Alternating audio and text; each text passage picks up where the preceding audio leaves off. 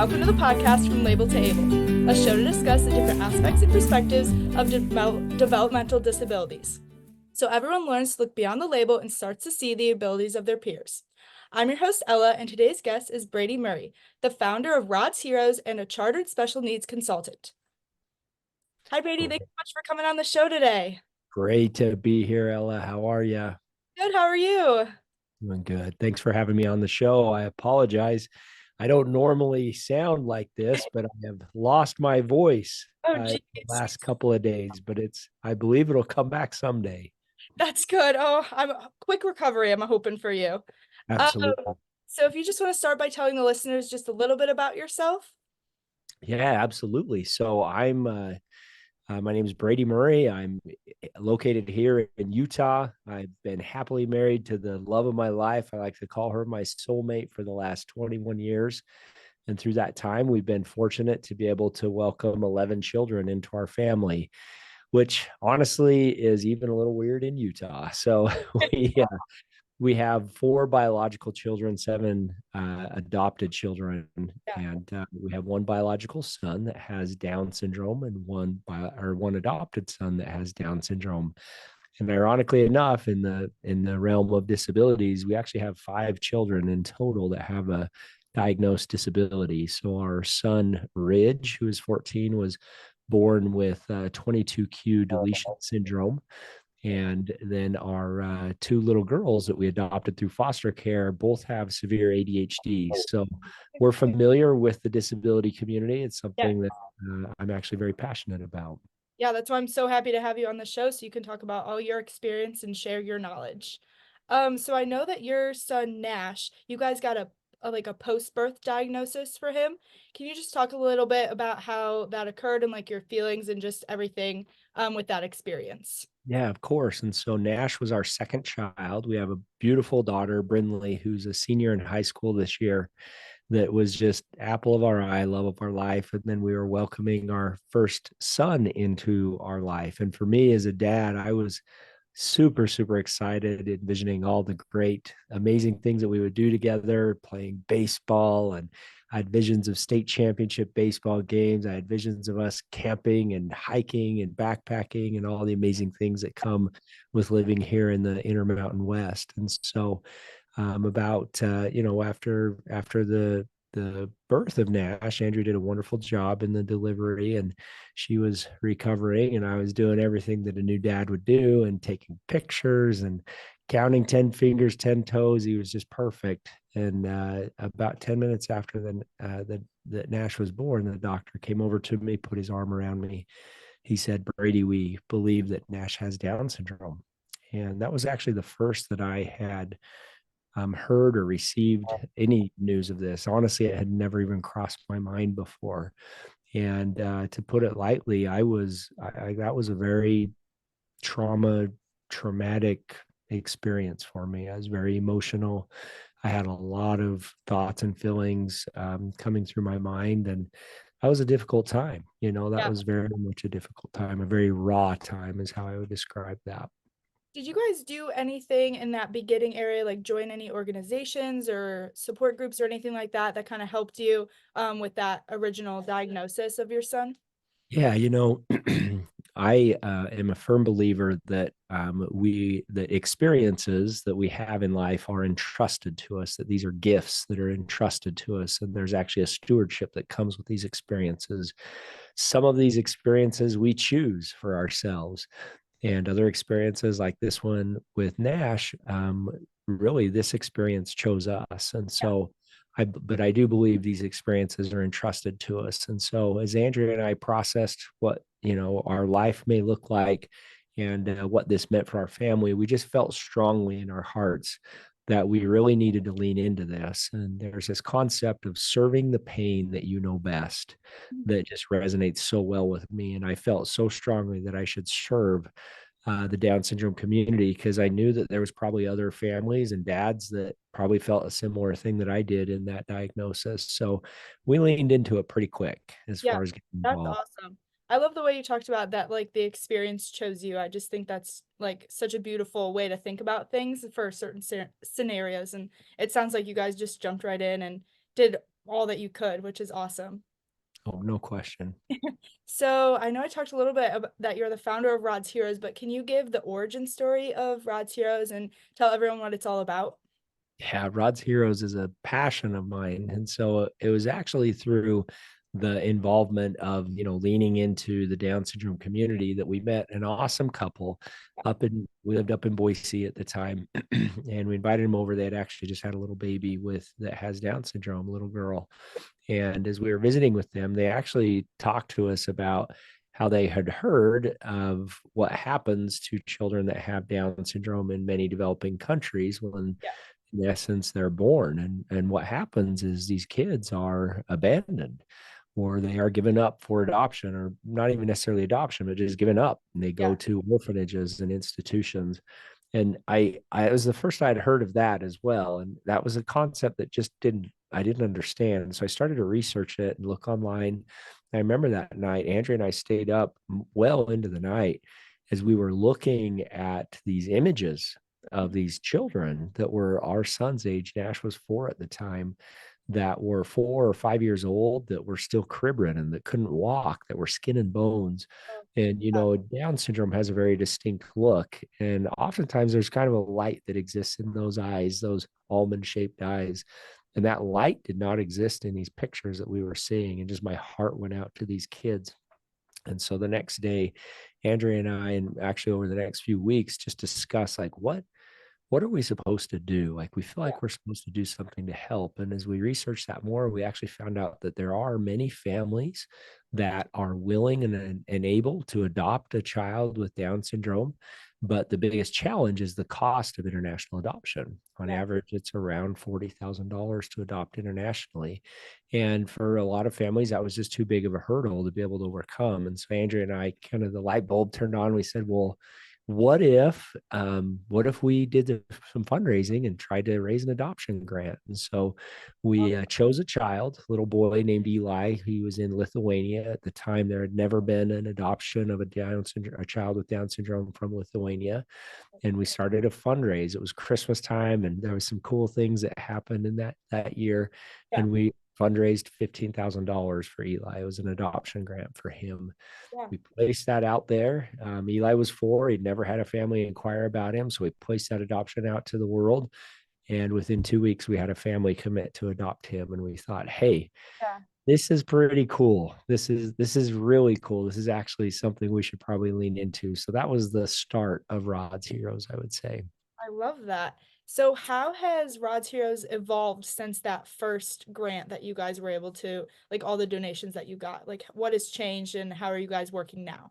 Yeah. So originally, the business model, if you may, originally was, ironically enough, an idea to do Ironman triathlons as a way Okay. to raise funding and awareness. And so, RODS actually stands for Racing for Orphans with Down I Syndrome. was And gonna so, ask if it what it stand for, how you guys come up with yeah, the name, but yeah. And so, this little boy Eli, we raised this grant for him in December of 2011. And in 2012, Andrea was actually the one that came up with the idea to have me run an Ironman triathlon to his awareness. And I reluctantly agreed to do that. And I learned a very valuable lesson that year. I learned this principle that when you allow yourself to get caught up in a cause bigger than yourself, you will witness miracles.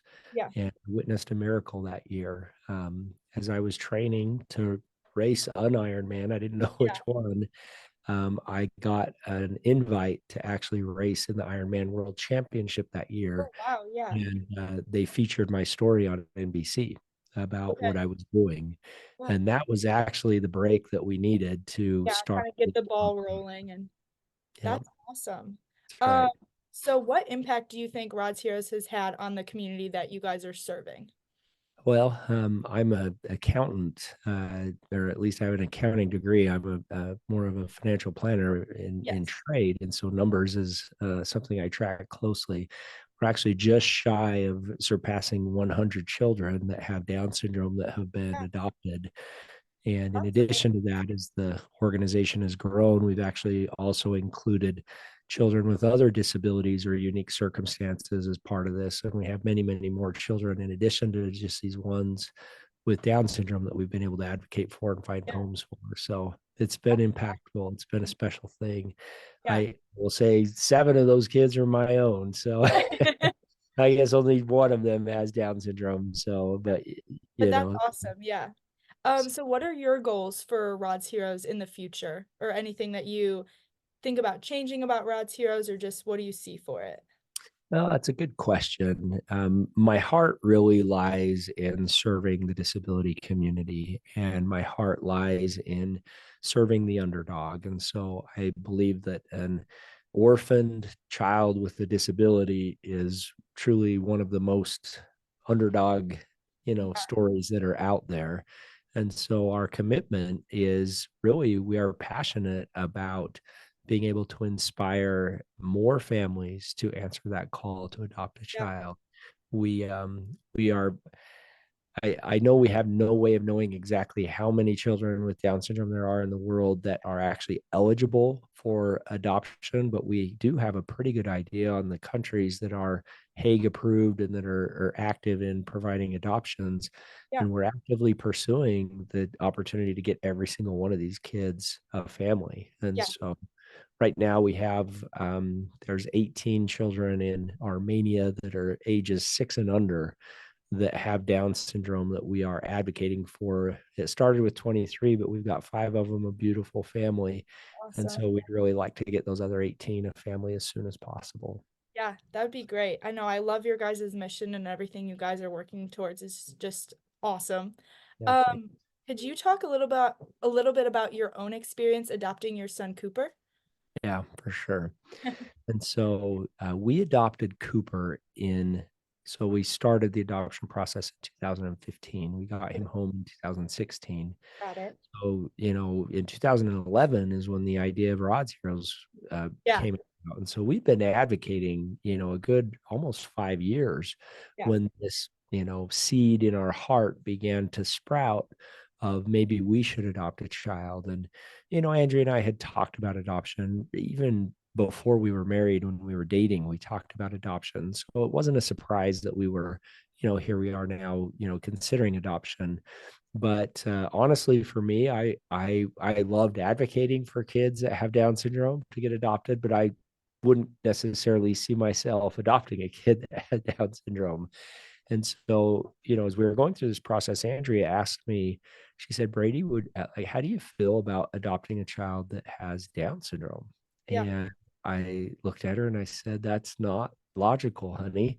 We have a child that has Down syndrome, and that's a unique journey for us. Yeah. That doesn't pass the 1+1 = 2 test of adding another Yeah. kid. Why would we do that?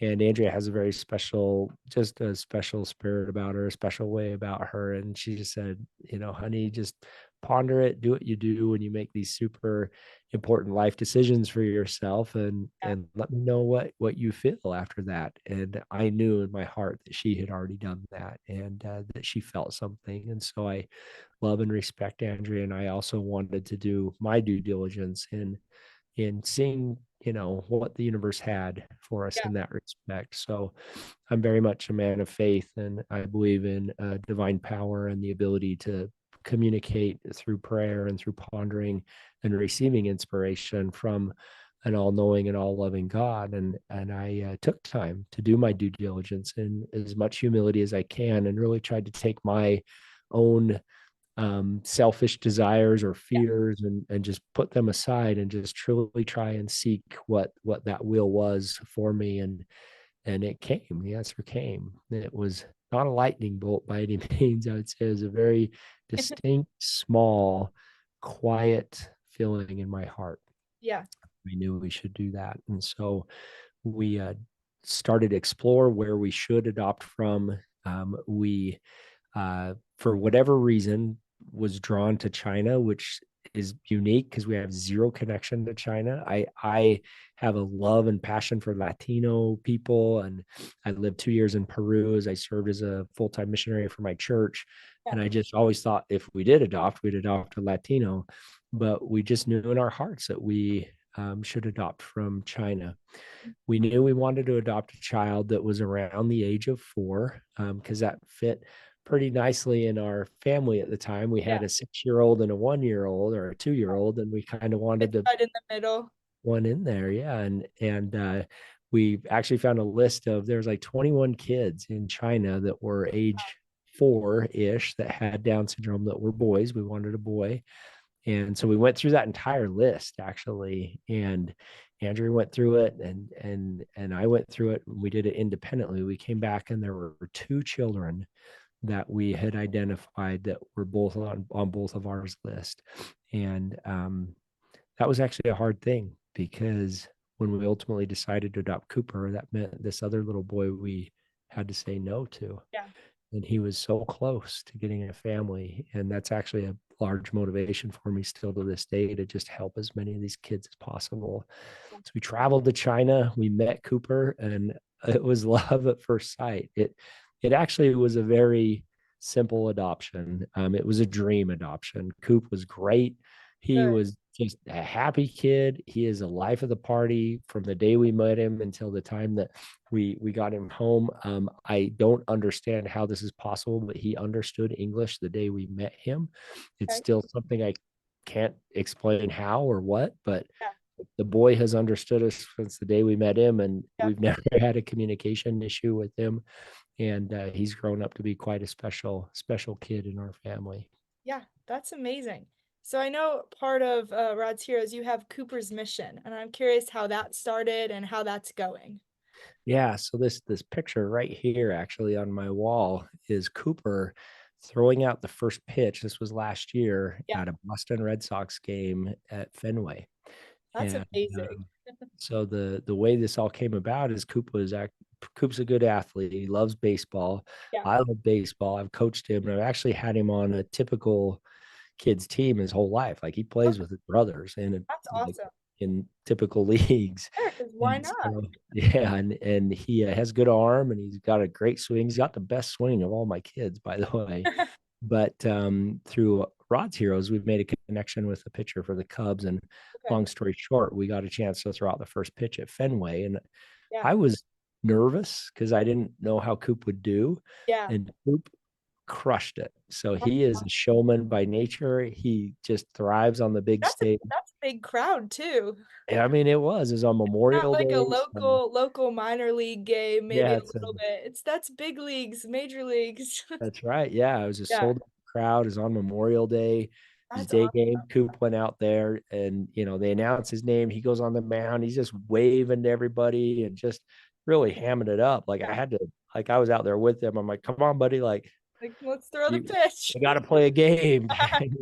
He goes up there, and he's all happy, and then he goes into just like serious mode, and they have the Cubs mascot Clark, the little Okay. cub, he was a Yeah. big cub, I should say, is there, and Coop's like all serious, and he like looks in and gets a sign, and then he comes set, and he just takes this deep breath, and he's all serious, and he looks and just throws a perfect strike, and Oh, then that, he just goes crazy, and the crowd just loves it. So that video started to get shared around, and 2 weeks yeah. later we're in Fenway at a Boston Red Sox game, and pitching the first pitch. Coop does an amazing job again, and that's where this idea of what, like, there's something here. And so we set an initiative that has two main focuses, two purposes. One is our 30 pitch for 30 adoption campaign that Coop's going to go around, throw the first pitch out in all 30 MLB stadiums over the next few years, for the purpose of getting 30 kids adopted. And Yeah. then the other